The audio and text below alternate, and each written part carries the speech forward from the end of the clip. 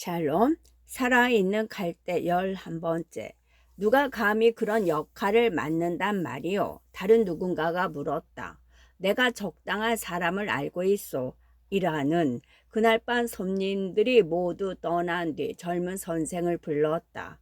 지금 당장 천진으로 떠나게. 여기 밀서가 있네. 중전 마마의 도장을 찍어 놓았지. 그렇다네. 그 도장을 내가 가지고 있네. 마마께서 작별하면서 내게 주셨다네. 이 서한을 전진에 있는 우리 밀사에게 전해주게.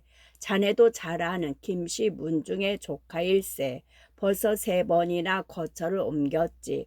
이 편지를 보여주고 정나라 군대가 여기 오는데 얼마나 걸릴지 물어봐 주게. 대군은 필요 없다고 이르고 도움을 받자는 것이지 점령군을 정하는 건 아니니까. 4,000명이면 충분하겠지만 죽거나 병드는 사람도 있을 테니까 몇백 명 더 보내도 상관없다고 하게. 그는 책상의 비밀 서랍에서 무명 전으로 싼 작은 꾸러미를 꺼냈다. 이건 은일세. 왕복 여비로 충분할 거네. 그런데 밀서는 어디다 숨길 텐가? 상투 속에 숨길 생각이옵니다. 이라는 웃었다. 됐네. 그러자면 적군이 자네 목을 자르지 않도록 조심해야겠네. 이튿날 선생이 떠나고 난 뒤 이라는 그가 중국에 수출할 인삼을 사러 북쪽에 갔다고 했다. 인삼은 귀한 물건이고 중국 인삼 상인들의 주문이 늘 밀려 있는 데다가 인삼 수출이 김씨 문중의 가업 가운데 하나였기 때문에 다들 그의 말을 믿었다. 의사들에게는 인삼이 보물이나 마찬가지였다. 중국의 옛 의서에 따르면 인삼은 사람의 좋은 성질을 강화시켜주고 나쁜 성질을 바로잡아주며 경기에 따른 심계 항진을 치료해주고 악성 우울증을 몰아내고 판단력을 키워준다고 했다. 뿐만 아니라 장복하면 몸이 가뿐해지고 활력이 넘치며 수명을 연장시켜 준다고도 했다. 저는 당신하고 결혼했지만 당신은 저하고 결혼한 게 아니에요. 어느 날 순이가 말했다. 자정이 지난 시각이었다. 그들은 온 집안이 잠든 정적 속에서 그는 남은 시간을 모두 아내와 보내야겠다고 작심하고 해질 무렵 이 방으로 찾아왔다. 나라와 중전을 위해서 최선을 다한 만큼 이제 남은 것은 기다리는 일뿐이었다. 그는 순이의 인내심을 알고 있었지만 오늘 밤만큼은 다정다감한 아내가 필요했다. 그는 아무 말도 없이 그러자 그의 가슴속 깊은 곳에서 뜨거운 열정이 솟아오르기 시작했다. 그녀는 처음에는 이런 여인이 또 어디 있을까? 그녀는 아무것도 묻지 않았고 아무 말도 하지 않았다. 그런데 그가 아직도 행복감에 취했을 때 순이가 어처구니 없는 비난을 가해온 것이다. 자신은 이란과 결혼했지만 이란은 자신과 결혼하지 않았다니. 그는 잠시 생각을 가다듬었다. 어떤 식으로 대답해야 할 것인가? 화를 낼 것인가 아니면 농담을 아니면 웃어 버려야 할까? 결국 그는 아내의 말을 진담으로 받아들이지 않는다는 투로 대꾸했다. 싸우자는 거요. 그는 만족감에 취해 나른한 목소리로 물었다. 그녀는 일어나 앉아서 길고 검은 머리를 다듬기 시작했다. 싸울 필요 없어요. 제 말은 사실이니까요. 그렇다면 내가 말하는 건 모조리 거짓이겠구려. 그러니 내가 무슨 말을 하면 좋겠소? 아무것도요. 그녀의 목소리는 나직하면서 거리감이 느껴졌다. 그리고는 머리 다듬는 일에만 열중했다. 그는 아내가 머리를 다 다듬을 때까지 기다린 다음 머리를 살짝 잡아당겨 설마 당신 중전 마마를 시기하는 건 아닐 테지. 그녀는 이란의 맨살에 얼굴을 묻었다. 그는 더 없이 부드러운 음성으로 말을 이었다. 내가 당신을 안듯이 중전 마마를 끌어안고 그분을 사랑할 수 있으리라는 어리석은 상상은 단 한순간이라도 할 수 있겠소? 그녀는 웃음을 터뜨렸다. 아니에요. 하지만 웃음소리가 흐려졌다. 당신이 이유를 설명하지 않겠다면 당신 얘기가 무슨 뜻인지 모른다고 해도 날 탓할 수 없는 건 아니겠소? 그가 본 중에 가장 쭉 뻗은 그는 장난기 있는 어조로 말했다. 그녀가 어깨 너머로 그를 쳐다보았다. 절 놀리시면 한마디도 하지 않겠어요. 놀리는 게 아니오. 기다리고 있을 따름이지. 그녀는 남편이 웃고 있지나 않는지 보려고 이따금 어깨 너머로 그를 훔쳐보면서 말없이 앉아 있었다. 그게 새로운 것 따위는 없어. 그냥 더 사랑하는 것뿐이지. 오랫동안 당신이나 아이들을 생각할 시간이 조금도 없었다는 걸 생각해봐요. 아니요, 뭔가 있어요. 그녀가 고집을 꺾지 않았다. 그는 일어나 앉았다. 여자들 마음이란 정말 알 수가 없군. 뒤틀리고 비꼬여서 자기뿐만이 아니라 남편까지 혼미하게 만든다니까. 말해봐요. 무슨 생각을 하고 있는지 말해보란 말이오. 내가 뭘 잘못했소? 내가 기생이나 하녀들한테 마음이라도 두고 있다는 얘기요? 아니에요. 속삭이는 목소리였다. 그녀는 일어나서 창에 들여온 발을 걷었다. 밖에는 비가 내리고 있었다. 그녀는 얼굴에 물보라가 스치는 것을 느꼈다. 그는 뒤따라가서 발을 다시 쳤다. 미쳤소? 당신 죽고 싶은 거요? 그럴지도 모르죠. 그녀는 다시 책상 옆에 방석 위에 앉아 보온용 덮개를 들치고 차 주전자를 들어 올렸다. 그녀는 뜨거운 차를 잔에 따른 뒤 손이 따뜻해지도록 두 손으로 잔을 모아쥐고 조금씩 마셨다. 제발 이러지 마시오. 나는 부부싸움에 허비할 시간도 힘도 없소.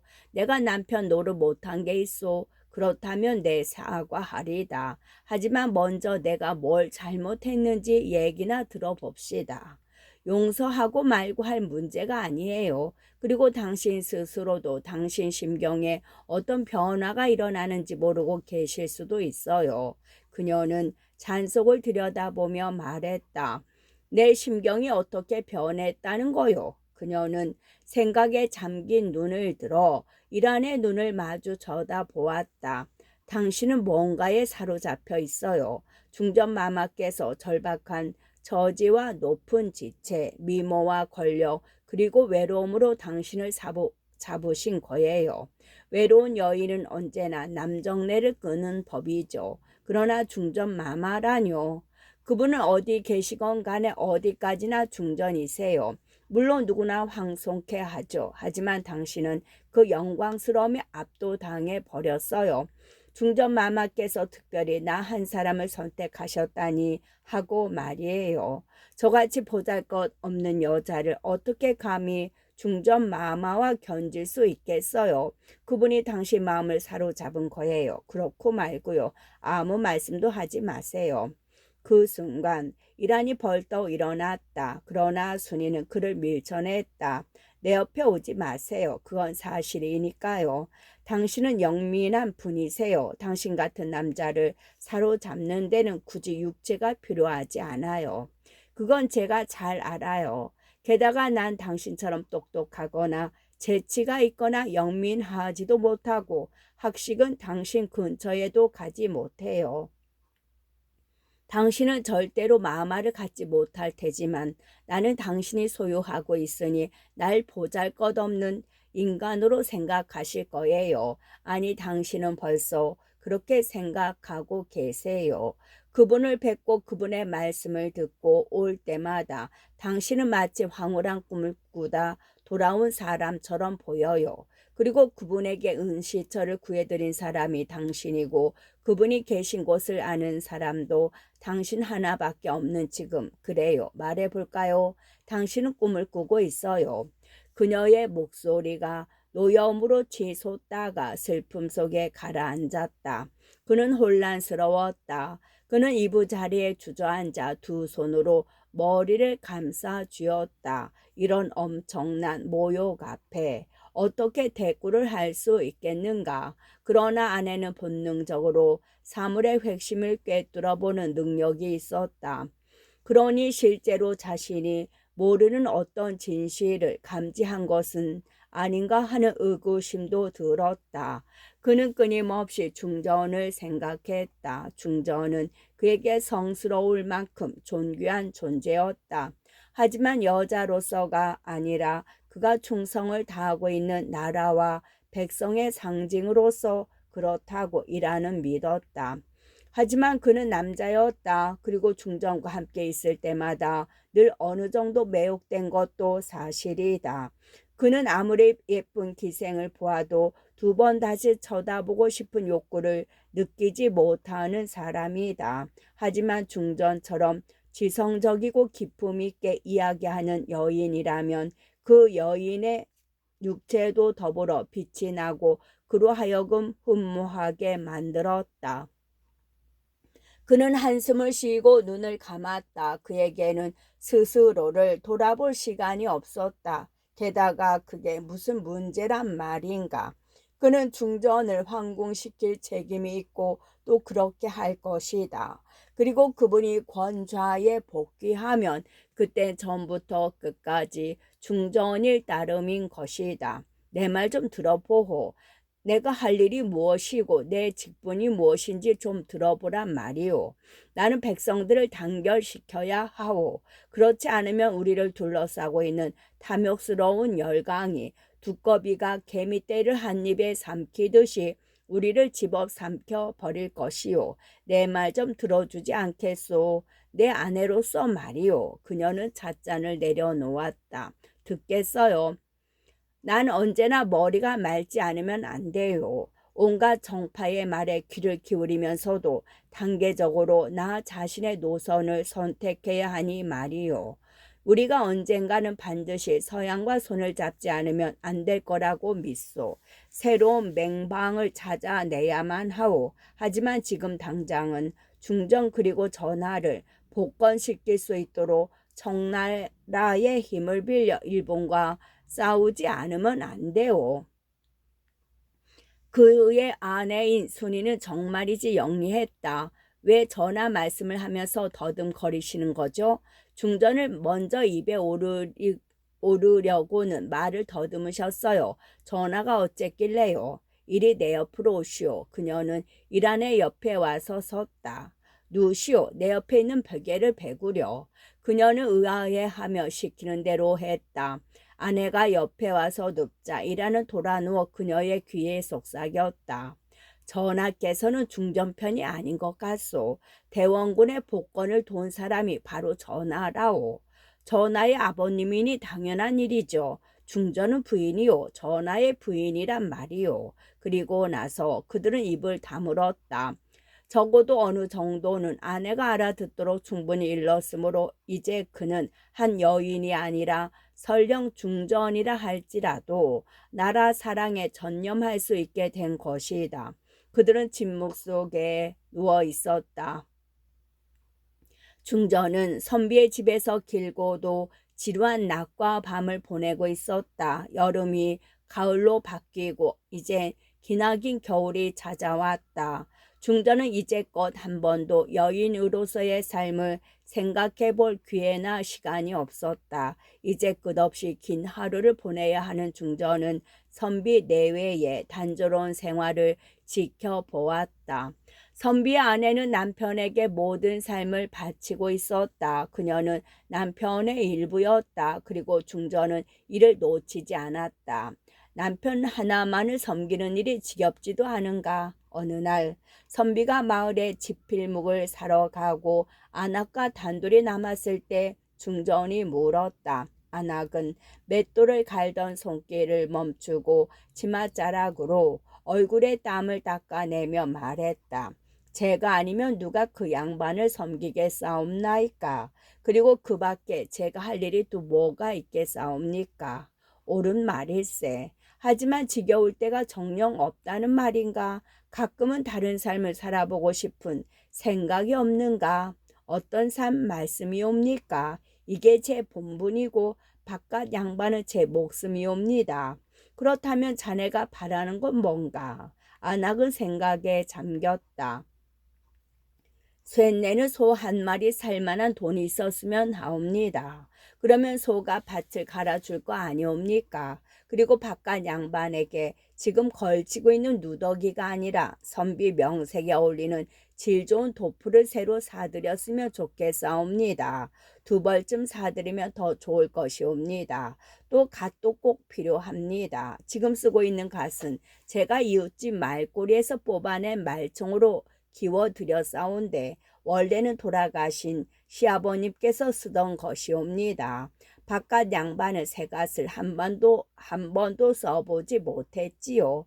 그 양반 머리가 시아버님 머리보다 작아서 같이 귀밑까지 내려온답니다. 하오나 셋내는 어쩔 도리가 없사옵니다. 그도 그렇구먼. 중전은 동정어린 어조로 대꾸했다. 낮이 지나고 어김없이 기나긴 밤이 찾아들자 중전은 처음으로 남편으로서의 전하를 생각해 보았다. 자신이 밤낮으로 전하를 섬기는 일에만 만족할 수 있을까? 그렇지 않을 것이다. 전하 또한 그렇게 섬겨주기를 바라지도 않을 것이다. 전하는 필요할 때만 불렀고 자신도 그분이 원할 때만 갔다. 솔직히 말해서 대개는 부름에 응했지만 가끔은 내키지 않아서 달거리 핑계를 대고 가지 않은 적도 있다. 그러면 전하는 역정을 내며 나인에게 증거를 가져오도록 분부하였다. 증거가 없을 때면 짐승피를 적신 것을 보내곤 했다. 그러나 전하를 사랑하지는 않는다 하더라도 미워하지도 않았고 따라서 그분께 가는 것이 싫지는 않았다. 중전은 몸이 뜨거운 여인이었다. 그것은 아주 다행이었다. 전하는 열정적인 분이었던 것이다. 그래서 애정 없이도 둘은 흡족한 잠자리를 가질 수 있었다. 그러나 중전은 수태를 꺼려했다. 더군다나 동궁인 아들이 언제까지나 어린아이의 지능으로만 살아가게 될 것이라는 사실을 아는 지금은 특히 그랬다. 하지만 동궁의 아버지인 전하를 사랑했더라면 아들을 잘 돌보았을 것이다. 그런데 중전은 아들을 궁궐의 외진 곳으로 보내 나인들로 하여금 돌보게 했다. 가끔 뜰에서 노는 모습을 보면 상냥하게 말을 걸곤 했지만 금세 자리를 떴다. 그리고 자기에게는 아이가 없는 것과 마찬가지라고 생각했다. 중전은 가난한 선비 집의 누추한 이부자리에 누워 있었지만 울지 않기로 다짐했다. 그녀는 자신을 다일렀다. 스스로에게 한 맹세를 잊지 말자. 그 어떤 이유로든 더 이상 울지 않겠다고 결심하지 않았던가. 기나긴 밤이 지나갔다. 그리고 기나긴 밤은 그날이 마지막이었다. 그 이튿날부터 소문이 나라 방방곡곡에 퍼져 마침내는 그 마을과 선비의 집에까지 들려왔던 것이다. 청나라 서태후가 중전을 구하기 위해서 군대를 보냈다고 했다. 선비는 살인문을 닫고 책상 위에 등잔불을 켰다. 그는 어둠 속에서 귀를 곤두세운 중전에게 이 엄청난 소식을 귀갯말로 전했다. 청나라 군대가 한양에 입성했사옵니다. 잘드는 칸은 물론이고 서양 무기로 무장한 병력이 4,500이나 된다고 하옵니다. 그들이 궁궐의 수비대를 단숨에 물리쳤사옵니다. 그들은 또 대원군을 사로잡았는데 청나라로 데려가 연금시킬 것이라 하옵니다. 이제 궁궐에는 국왕 전하만 남아 계시옵니다. 중전은 새벽에 이 소식을 들었다. 선비의 안악이 그녀를 깨운 뒤 선비가 서서 기다리고 있는 방으로 모셔갔던 것이다. 중전은 몸이 떨리는 것을 어쩔 도리가 없었다. 믿을 만한 소문인가? 물론이옵니다. 그러니 떠날 채비를 하고 계시는 것이 좋을 듯하옵니다. 중전은 초조한 마음을 6번이나 넘기며 기다렸다. 일회째 되는 날 선비의 아내가 중전이 술을 놓고 있는 방으로 조용히 들어왔다. 마마, 연이 문 앞에 대령했사옵니다. 안악은 말을 마치고 무릎을 꿇은 다음 손을 맞잡아 이마에 대고 근절을 올렸다. 중전은 그녀를 일으켜 세워 자신에게 옷을 입히고 문 밖으로 인도하게 했다. 황혼이 지는 저녁 때의 일이었다. 다행이었다. 마을 사람들이 저녁 준비에 바쁜 시각인데다가 가마꾼들이 호위병들과 함께 샛길과 밭두렁을 골라왔기 때문이다. 게다가 가벼운 논밭까지 뿌린 덕분에 사람들이 문을 닫고 집안에만 있었다. 그럼에도 불구하고 중전이 나타나자 호위 대병은 절을 한 후에 빨리 떠나자고 재촉했다. 마마, 서둘러 매셔오라는 분부를 받았사옵니다. 야음을 틈타서 길을 가야 할 뿐 아니오라. 산중에 골짜기와 바위 뒤에 반굴이 숨어 있을지 모르옵니다. 중전은 고개를 약간 끄덕여 알았다는 뜻을 전했다. 그녀는 선비 내외를 향해 돌아선 뒤 기쁨에 사로잡힌 채 한동안 그렇게 서 있었다. 그렇다. 전하께서 혼례식 때 중전에게 하사하신 연이 온 것이다.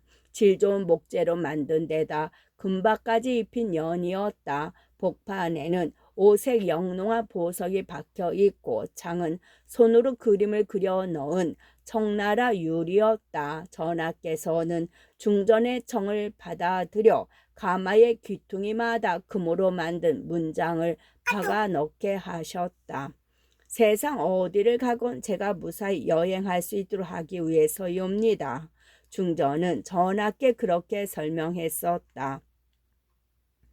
이제 정말로 구원을 받게 된 것이다. 그녀는 자신이 들어갈 수 있도록 연 앞에 두려운 휘장을 거두라는 손짓을 했다. 그리고 연 안으로 들어가서 금수단으로 만든 복신한 보료 위에 앉았다. 그리고는 꽃병에서 자신이 제일 좋아하는 장미 향기를 맡아보았다. 중전에게 그 향기는 집의 냄새나 마찬가지였다. 중전은 그 향기를 깊이 들이마셨다. 그때 휘장이 드리워지고 중전은 자신의 몸이 땅에서 들려 어둠 속으로 실려가는 것을 느꼈다.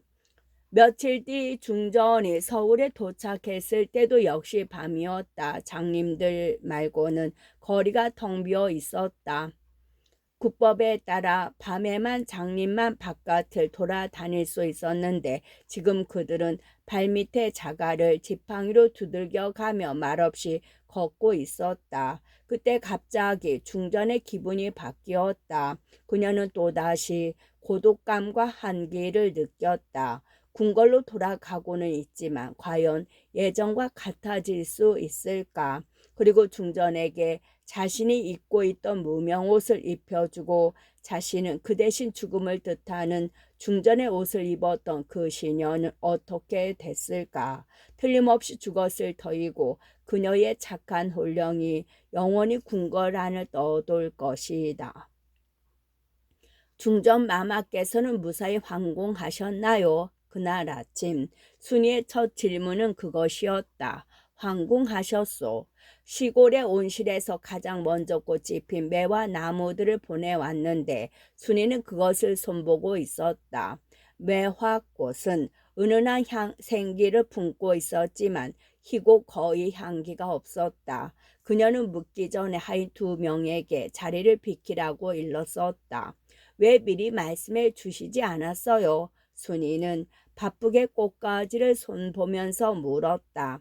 겨울에는 매화나무, 봄에는 벚꽃, 여름이면 주렁주렁 매달린 자주색 등나무꽃, 가을에는 단풍나무, 계절을 말해주는 꽃과 나무들이다. 당신은 아이처럼 푹 잠들었더군. 나는 자고 있는 사람 깨우는 걸 싫어하는 줄 당신도 알지 않소. 잠자면서 무슨 꿈을 꾸는지 누가 알겠소. 혼이 육신을 떠났는데 갑자기 잠에서 깨는 바람에 혼이 돌아오는 길을 제대로 찾지 못해 정신이 나간 사람을 본 적도 있다오. 그녀는 웃었다. 내가 저주 귀신을 믿는다고 놀리시는군요. 그때 두 아이가 유모와 선생 품에서 벗어나 달려왔다. 유모가 둘째의 뒤를 쫓아 헐레벌떡 따라 들어왔다. 일하는 유모가 아이의 저고리 자락을 움켜쥐고 꼭 끌어안는 것을 지켜보았다. 이젠 둘째도 독선생을 들일 때가 된 것 같구려. 제발 부탁이지만 내년 여름까지는 안 됩니다. 순이가 말했다. 큰 아들이 엄마 옆으로 오더니 그녀에게 기댔다. 겨우 몇 달 만에 머리 하나만큼 키가 자랐지만 고집센 얼굴은 그대로였다. 생기 넘치는 검은 눈은 여전히 대담했다. 형이 엄마와 함께 있는 것을 본 막내가 아버지 옆으로 다가왔다. 유무는 말없이 비켜서 있었다. 이라는 둘째를 부둥켜 안았다. 홀쭉하고 계집아이처럼 온순한 둘째가 자그맣고 따뜻한 손으로 아버지의 볼을 어루만지며 미소 지었다. 또 어디 가시나요? 아이가 물었다. 궁궐에 간단다. 이란이 대꾸했다. 궁궐엔 왜 가시는 거예요? 중전 마마께서 황궁하셨기 때문이지. 그가 대답하는 동안 큰 아들이 옆으로 달려왔다. 아버님, 관복을 입으실 건가요? 그래. 그래서 네 어머니를 찾으러 온 게야. 옷 입는 걸 거들어 달라고 말이다. 제가 거들어 드릴게요. 저하고 어머님하고요.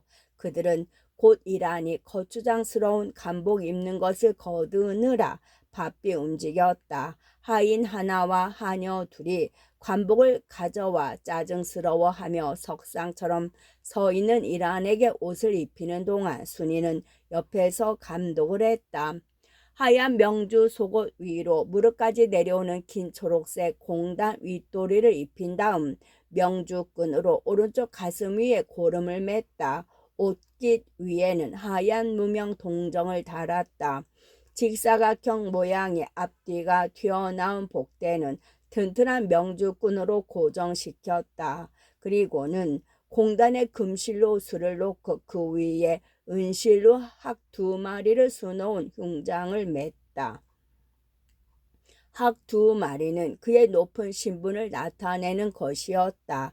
주의가 낮은 신하들은 학을 한 마리만 수놓게 돼 있었다.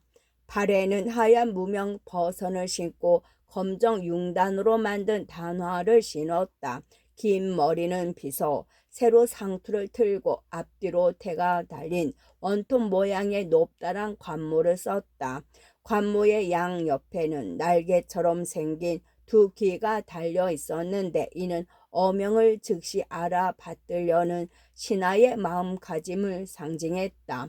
의관을 다 갖추고 궁궐에 들어갈 준비를 마치자 두 아들은 외경심에 사로잡혀 그를 바라보았다. 그들은 동승처럼 아버지 앞에 서 있었다. 순이가 웃었다. 이분이 너희 아버지냐 아니냐? 아버님이세요. 큰 아들은 자랑스럽게 말했지만 둘째는 울음을 터뜨리면서 유모의 치맛자락에 얼굴을 묻었다. 그때 선생이 제자를 찾아 방에 들어왔다. 그러자 일하는 순이만 남아 있으라 하고 모두 물리쳤다. 나가들 보아라. 정신을 가다듬고 마음가짐을 똑바로 할 시간이 필요하다. 모두 나가자. 그는 순이의 손을 잡고 눈처럼 흰 꽃으로 뒤덮인 가장 큰 매화 나무 앞으로 데리고 갔다. 중전마마 배알하는 것을 허락해 줄 수 있겠소. 순이는 놀란 얼굴로 그를 쳐다보았다. 놀리시는 거예요? 아니요, 부탁하는 거요. 만약 거절하면요, 어차피 가실 거잖아요. 가지 않겠소. 그녀는 갑자기 웃음을 터뜨렸다. 조선 천하에 당신 같은 양반은 둘도 없을 거예요. 그게 무슨 뜻이요? 이번에는 이란이 놀라서 물었다. 사실이 그러니까요. 그러니 이제 중전 마마를 뵙고 제가 시켜서 왔다고 하세요. 제가 당신을 집에서 때밀어 몰아냈다고요. 말을 하고 나서 순이는 그를 때미는 척하면서 배웅했다. 그녀는 여전히 웃고는 있었지만 뭔가가 가슴에 걸렸다. 중전 마마가 어떤 식으로 남편을 사로잡고 있다는 사실을 알기 때문이었다. 일하는 일한대로 4인교를 타고 가면서 자신이 가장 잘 아는 두 여인, 아내와 중전을 꼴똘히 생각했다. 젊은 시절 그런 몇몇 여자를 알고 지냈다. 노래와 춤, 그리고 남자들과 대화하는 법을 훈련받은 이른바 기생들이었다. 그들은 사실 여자라기보다는 여자와 남자의 중간쯤 되는, 그러니까 여자도 남자도 아닌 그냥 사람이었다. 그 외에는 순이를 아내로 맞아들이기 전에 다른 어떤 여자도 만나본 일이 없었다. 명문가의 부잣집 교수들은 휘장을 친 가마 속에 몸을 숨기고 다녔고, 얼굴을 드러낸 채 거리를 다니거나 논밭에서 일하는 안악들도 봉변당할 각오를 하지 않고는 쳐다볼 수가 없었다. 이런 여염집 여인들은 정조관념이 대단했고 남편들이 그들을 지켰다. 철이 없거나 정신 나간 남정네 아니고는 누구도 감히 그들에게 직은될 수 없었다. 이라는 그런 생각을 하면서 한숨을 쉬었다. 그리고 차라리 중전이 아니라 국왕을 폐하러 가는 길이라면 싶었다. 그러나 그가 충성을 바치는 사람은 중전이었으며 왕실의 이 두 어른은 마치 중국의 대후와 일본의 왕처럼 서로 달랐다. 이라는 중전의 저소에 들어서자마자 그녀가 달라졌다는 것을 깨달았다. 중전은 많이 수척해 있었다. 술을 놓은 풍성한 치마 저고리조차 여인 몸을 감추지는 못했다. 얼굴은 가름해졌고 앳된 기가 많이 가셨다. 그는 중전의 아름다움과 늘 생기돌던 눈에 어린 잔잔한 슬픔, 그리고 희고 창백한 살결에 다시 한번 감탄했다. 그가 들어서도 중전은 말이 없었다. 왕관 모양의 보루에 앉아있는 모습이 약간 냉담해 보이기까지 했다. 중전이 그에게 부복하라거나 앉으라고 권하지 않은 것은 이번이 처음이었다. 그러나 중전이 그를 면발치에 서 있게 한 데는 나름대로의 이유가 있었다. 어쨌거나 이라는 예를 갖춰 절을 올리고 안부의 말씀을 여쭌 뒤에 중전의 분부가 있을 때까지 기다렸다. 그러자 중전이 말문을 열었다. 대궐 안에 이른 모든 것이 예전과 다름없소. 그리고 모든 것이 달라졌소. 전하와 말씀 나누셨는지 여쭈어도 되겠사옵니까? 뵙지 못했소. 그러나 전하께서 오늘 부르시리라는 기별은 받았소. 그래서 먼저 경을 들게 한 것이요. 나라의 사정이 어떠한지 경이 본대로 듣고자 함이요. 경은 사실대로 고하리라 믿소.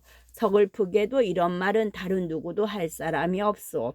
게다가 이제 나 자신도 믿지 못하게 됐으니 난 그리 지혜롭지가 못하오. 내가 궁궐에서 쫓겨나 도피하는 신세가 될 줄 누가 꿈이라도 꾸었겠소. 내가 아주 먼 둠의 산골에서 지낸 줄을 멀고 먼 아득히 먼 중전은 마치 처음 보는 것처럼 자신의 저소를 둘러보았다. 마마, 신은 초가집에서 형편없는 음식을 먹고 사는 백성들의 모습을 직접 보신 것이 그리 한탄스러운 일만은 아니라고 생각하옵니다. 그러자 그녀가 말을 가로챘다. 그리고 백성들이 여기 있는 나보다 더 행복하지. 선비 안하기야말로 행복한 여인이요. 오로지 사랑하는 남편 한 사람을 위해서 오두막집에서 살림만 하면 더 걱정할 게 없으니 말이요. 선비 안하기 행복한 것은 그런 생활이 성품에 맞기 때문이옵니다. 그리고 마마께서도 잘 아시다시피 마마는 그런 초가집에서는 절대 사실 수 없는 분이옵니다. 출신이 귀하신 데다가 대궐에서 백성들을 다스리고 계시지 않사옵니까? 이것이야말로 마마의 성품에 맞는 일이옵니다. 그녀는 한숨을 쉬다가는 웃고 웃다가는 다시 한숨을 쉬었다. 경은 내가 남을 부러워하거나 내 자신의 저지를 슬퍼하는 것까지 내버려 두지 않는구려. 계속하시오. 내가 알아야 할 게 무언지 일깨워 주시오. 아직도 중전은 그에게 앉으라고 권하지 않았다. 그래서 고개를 숙인 채 서 있는 그의 눈에 보이는 것은 풍성한 치맛자락과 그 밑으로 살짝 나온 비단신의 콧뿐이었다. 대원군께서는 지금 북경에서 꽤 멀리 떨어진 도시 어느 집에 연금되어 있다 하옵니다. 생활에 불편은 없지만 경비가 엄중하여 도망은 불가능할 것이옵니다. 소실은 청나라 대신과 연락을 취하고 있사옵니다. 이 홍장 말이오. 그 많은 청나라 관리 중에 내가 제일 못 믿는 게 바로 그 사람이오. 다소 녹이 서린 목소리였다. 이라는 단호한 어조로 대답했다. 청나라는 주권을 잃을 염려가 없지만 우리는 청나라가 보호해 줄 수 없는 형편이기 때문에 나라를 잃을 수도 있다는 것을 알 만큼 현명한 사람입니다. 때문에 그의 충고를 받아들여 새로운 서양 국가를 우리의 우방으로 만들어야 합니다. 미국에서 공사를 파견할 수 있도록 현재 보류해 놓고 있는 수호 통상 조약을 당장 비준해야만 합니다. 경은 지금 무슨 말을? 끝.